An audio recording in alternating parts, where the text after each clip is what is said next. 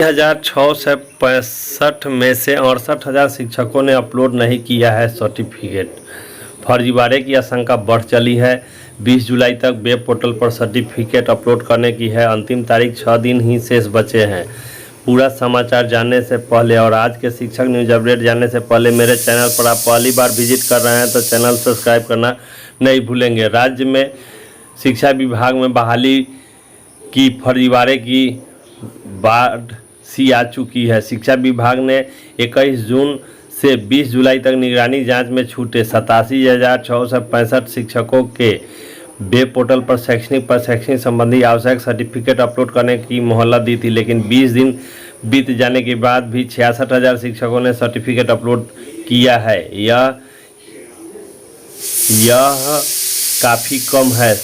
शिक्षकों की मेगा सूची अपलोड करने से छूट दे दी गई है। अब इन शिक्षकों के पास सर्टिफिकेट अपलोड करने के लिए 6 दिन का ही समय बचा है। विकास आयुक्त ने शिक्षकों के सर्टिफिकेट अपलोड करने की प्रगति पर काफ़ी रोष व्यक्त किया है और समीक्षा बैठक में उन्होंने शिक्षकों के सर्टिफिकेट अपलोड को लेकर जल्द से जल्द कार्रवाई करने का निर्देश दिया है। मेगा सूची अपलोड करने के बाद भी अनियंत्रित थी। अब कहा गया है कि यदि मेगा सूची उपलब्ध हो तो शिक्षक इसे अपलोड कर दे। हाईकोर्ट के आदेश के बाद 2000 से 2015 के बीच विभिन्न नियोजन इकाइयों के 3.5 लाख शिक्षकों के सर्टिफिकेट जांच की जिम्मेदारी इस विभाग को सौंपी गई है। शिक्षा विभाग इन मेगा सूची अपलोड करने के प्रबंधन पर शिक्षक बहाली से जुड़ी सभी जानकारी उपलब्ध कराने का निर्देश वेब पोर्टल पर दिया था। शिक्षा विभाग के आदेश में साफ कर दिया कि जो शिक्षक 20 जुलाई तक सर्टिफिकेट नहीं अपलोड करेंगे उन्हें नौकरी से हटा दिया जाएगा। 14,334 शिक्षक, सबसे अधिक पूर्वी चंपारण के अपलोड करना है सर्टिफिकेट। 91,278 शिक्षक निगरानी की जांच से छूटे हैं। 9,115 शिक्षक बाहर या त्यागपत्र दे चुके हैं। वेब पोर्टल पर रजिस्ट्रेशन के बाद उपलब्ध फॉर्मेट में देनी है सूचना।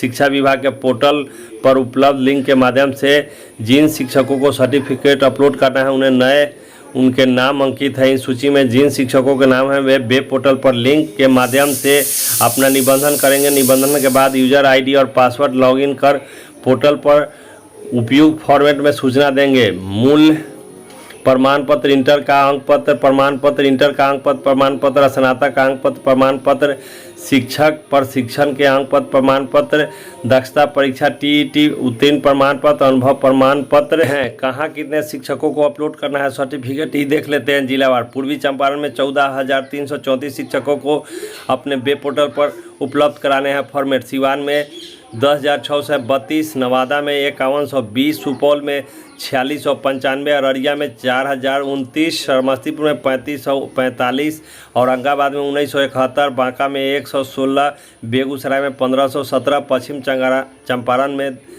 1,050, भागलपुर में 2432, भोजपुर में 3203, बक्सर में 1337, दरभंगा में 3461, गया में 30,018, गोपालगंज में 1342, जमुई में 1292, जहानाबाद में 942, कैमूर में 1597, कटिहार में 310, खगड़िया में 2014, लखीसराय में 1075, मधुबनी में 3425, मुजफ्फरपुर में 3800, नवादा में 1500, पटना में 2800, पूर्णिया में 35, रोहतास में 3217। इस प्रकार शिक्षकों को यहाँ फोल्डर अपलोड करने हैं। अगली अपडेट की बात करें, ये कर्मियों का महंगाई भत्ता 11% बढ़ गया है। कोरोना महामारी के बीच केंद्र सरकार ने केंद्रीय कर्मी को बड़ी राहत देते हुए 1.5 साल से स्थगित महंगाई भत्ते और महंगाई राहत को बहाल कर दिया है। डीए को 17% बढ़ाकर 28% कर दिया है। इसका फायदा 1 जुलाई 2021 से ही मिलेगा। इससे 48 लाख कर्मियों और 65 लाख पेंशन भोगियों को महत्वपूर्ण लाभ मिलेगा। केंद्रीय सूचना प्रसारण मंत्री अनुराग ठाकुर ने बुधवार को मंत्रिमंडल की बैठक के बाद लिए गए फैसले की जानकारी दी। उन्होंने कहा कि डीए और डीआर में बढ़ोतरी से सरकारी खजाने पर 34,401 करोड़ रुपए का अतिरिक्त बोझ पड़ेगा। महामारी के मद्देनजर सरकार ने डीए और डीआर को 3 अतिरिक्त किस्तों को रोक दिया था। ये किस्त 1 जनवरी 2020, 1 जुलाई 2020 और 1 जनवरी 2021 से बकाया था। 30 जून 2021 तक डीए यथावत रहेगा। केंद्रीय कर्मचारियों के लिए डीए और पेंशन भोगियों के लिए डीआरए 1 जुलाई से बढ़ेगा। मूल वेतन या पेंशन पर 17% की मौजूदा दर पर 11% की बढ़ोतरी की गई है। मई के मुकाबले थोक मुद्रा स्थिति में नरमी है और बिहार के परिप्रेक्ष्य में देखें तो यहाँ के कर्मियों में आशा जगी है कि उन्हें भी केंद्रीय कर्मियों की तरह महंगाई भत्ता 28% की दर से भुगतान जुलाई के माध्यम से किया जाएगा और नियोजित शिक्षकों का 15% अप्रैल से जो बकाया है वो भी जल्द उपलब्ध सरकार के द्वारा राशि जारी किया जाएगा, जिसकी घोषणा कल शिक्षा मंत्री ने केदारनाथ पांडे से मुलाकात के दौरान दिया कि अगस्त के आखिरी सप्ताह में बढ़े हुए वेतन का जो एरियर है वह राशि और बढ़ा हुआ राशि दोनों जारी कर दिया जाएगा। अगली अपडेट की बात करें, कई जिलों में बाढ़ के कारण विलंब से होगा पंचायत चुनाव की घोषणा। राज्य निर्वाचन आयोग के त्रिस्तरीय पंचायत ग्राम कचहरी में चुनाव की सारी जिम्मेदारी पर ब्रेक लगा दिया है। ऐसे में आयोग 15 अगस्त के बाद ही पंचायत चुनाव की डुगडुगी फूंकने को तैयार है। इसके पीछे वजह है कि उत्तर बिहार के 8-9 जिलों में भीषण बाढ़ की चपेट में है। इस वजह से तमाम तैयारी प्रभावित हुई है। इस बीच देश के विभिन्न राज्यों से मंगाया गया ईवीएम का ब्यौरा गुरुवार को जिलेवार जुटाने की कवायद शुरू कर दी गई है। ईवीएम की FLC शुरू होगी। 30 राज्यों में ईवीएम मंगाए जा रहे हैं। आपको बता दें कि सभी राज्यों का 15 जुलाई से पहले ईवीएम मंगाने का टास्क दिया गया था। आयोग ने सभी जिला निर्वाचन आयोगों से ईवीएम के FLC शुरू कराने की तैयारी में रिपोर्ट तलब किया है। इसके साथ ही जिला निर्वाचन अधिकारी द्वारा 10 चरणों में प्रखंडवार चुनाव कराने को भेजे गए प्लान की बारीकी समीक्षा के बाद आयोग ने सरकार से अनुमति लेने की बात कही है।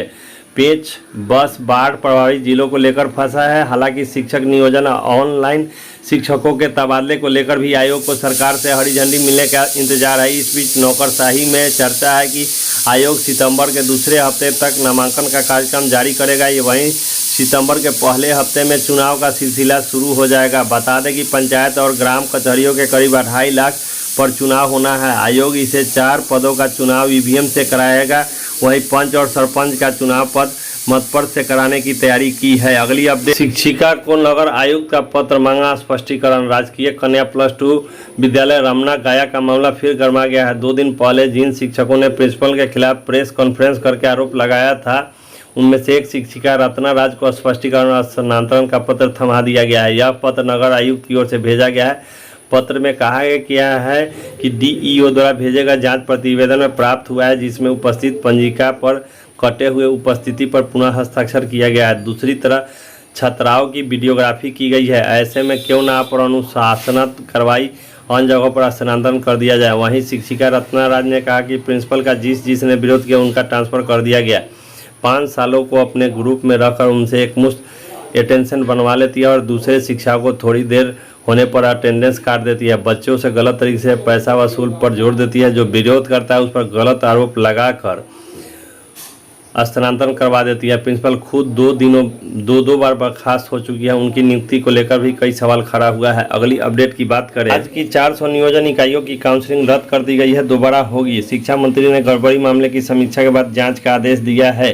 राज्य के प्राथमिक शिक्षकों की नियुक्ति को लेकर पहले चरण के तकरीबन 400 से अधिक नियोजन इकाइयों का काउंसलिंग रद्द किया गया है। 95% पंचायत शिक्षक नियोजन इकाइयां हैं। प्राथमिक शिक्षा अभ्यर्थियों को नए सिरे से काउंसलिंग के लिए जल्द ही दूसरी तिथि तय की जाएगी। शिक्षा मंत्री ने बताया कि काउंसलिंग में गड़बड़ी की शिकायतों को मामले को लेकर समीक्षा बैठक की गई है और इसमें जो भी राज्य पंचायत नियोजन इकाइयों से गड़बड़ी की शिकायत मिली थे उसे रद्द कर दिया गया है। अभ्यर्थियों के लिए 4800 प्रखंड एवं पंचायत नियोजन इकाइयों में काउंसलिंग हुई है। करीब 400 नियोजन इकाइयों में मेगा सूची अभ्यर्थियों के नाम नहीं रहना, काउंसलिंग के दिन सदस्य सचिव अधिकृत रूप से गैर हाजिर रहना, मेगा सूची के क्रम में अभ्यर्थियों को नहीं बुलाया जाना आदि जैसे मामले शामिल है। इसको लेकर 400 नियोजन इकाइयों की काउंसलिंग रद्द कर दी गई है। इसके बाद नए सिरे से 3 दिन के अंदर वीडियोग्राफी का रिपोर्ट भी मांगा गया है। मुजफ्फरपुर शिक्षा मंत्री ने कहा कि मुजफ्फरपुर और शिवहर के पंचायत नियोजन इकाई में 3 अभ्यर्थियों के बदले दूसरे अभ्यर्थियों को काउंसलिंग में शामिल होने का प्रयास किया गया और पकड़ा गया है। इसके विरुद्ध प्राथमिकी भी दर्ज की गई है। आज की खबरों के लिए बस इतना ही। मेरे चैनल पर आप पहली बार विजिट कर रहे हैं तो चैनल सब्सक्राइब करना नहीं भूलेंगे। शिक्षा न्यूज अपडेट बिहार के लिए धन्यवाद।